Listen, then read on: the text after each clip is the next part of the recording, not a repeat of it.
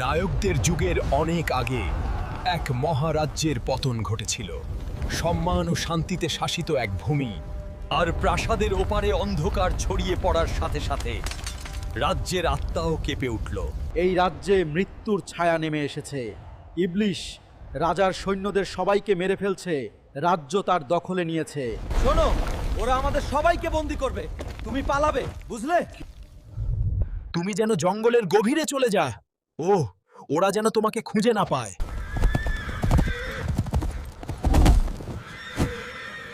বাবা, আমি কোথায় পড়ে গেলাম?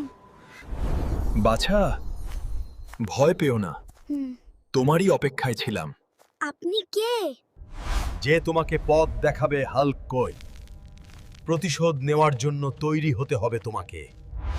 আমি তোমাকে সবকিছু শিখাবো। আমি কি পারবো গুরুদেব? মন স্থির রাখ, তুমি পারবে। সাহস ধরে রাখো, পরীক্ষা শুরু হলো।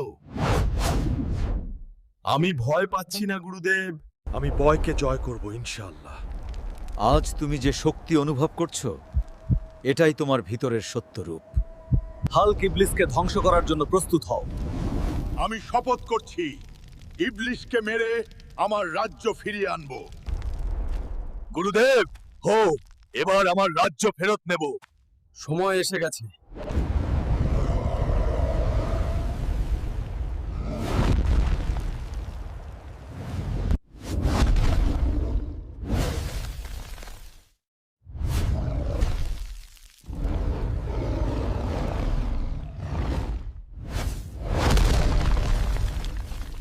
আজ তোদের সবাইকে আমি ধ্বংস করব।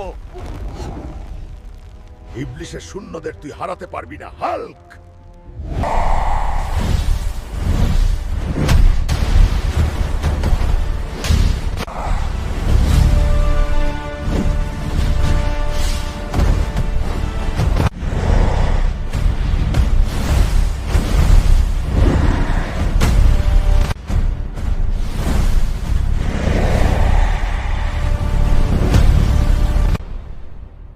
ইবলিশ, তোমার অন্ধকার আমি এখানেই ভাঙ। তুই আমাকে থামাতে পারবি না। আমি এই রাজ্যের শাসক চিরদিন।